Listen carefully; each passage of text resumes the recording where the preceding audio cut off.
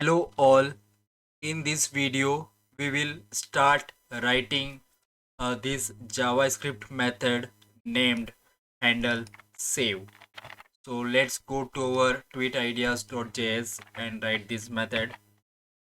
So first of all, in order to show the toast message and save the tweet in the local storage of user, we need to find out the content of the tweet. And we need to pass the content from HTML to JavaScript while clicking on the button.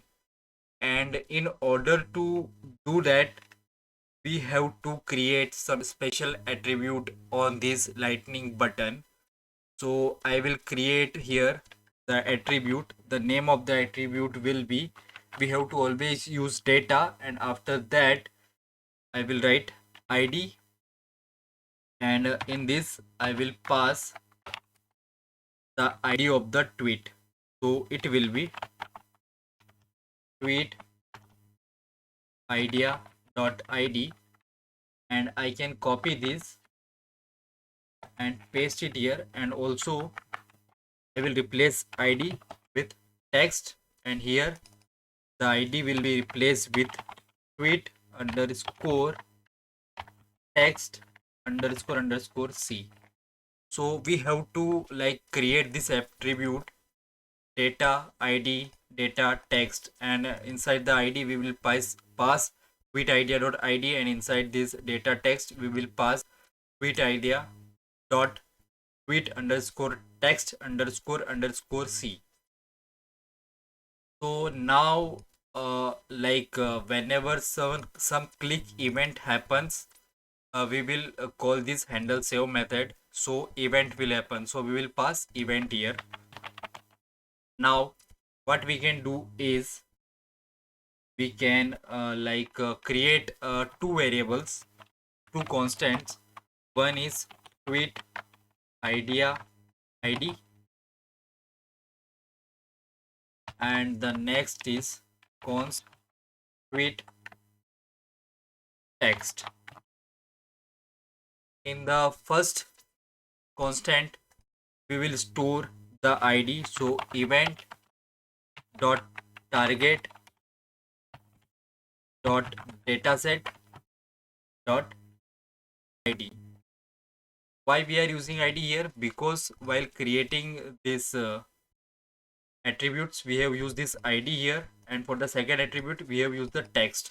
That is why we are using ID, and the second one we will use text. So event dot target dot dataset dot text, and now I will log the tweet content on the console. So tweet text, and here I will pass tweet text. Let's save this method. Also I will save this method and deploy this source to org.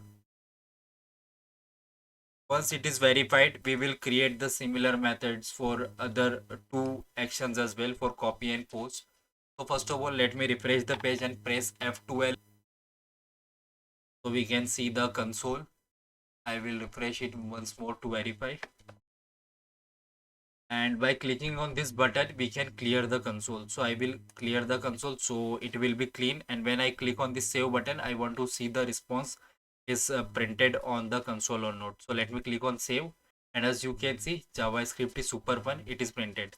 Let me click on this tooling is a skill. As you can see on screen that we are able to get the text of the tweet on the click of this button. So we will define the same attributes for other two buttons as well, because for those attribute also we need to find the text of the tweet. So I will go back to my HTML and I will just copy this.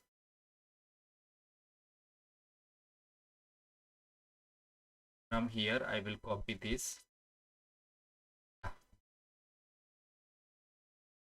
Let's copy this content and paste it on both the buttons. So I will paste it here. Also I will paste here as well, and we need to create two more methods, handle copy and handle post. So let's create that two methods as well, handle copy, and the content will be similar as we are starting the method. Then we will write the appropriate action. So handle copy, and the last one is handle post, and it should be event. And now let's copy this and paste it in all the two methods as well. So here we are done with setting up our three methods on click of the buttons, and also verifying all the three buttons are working properly, they are able to give the text to the JavaScript or not. Let's go back and refresh the page.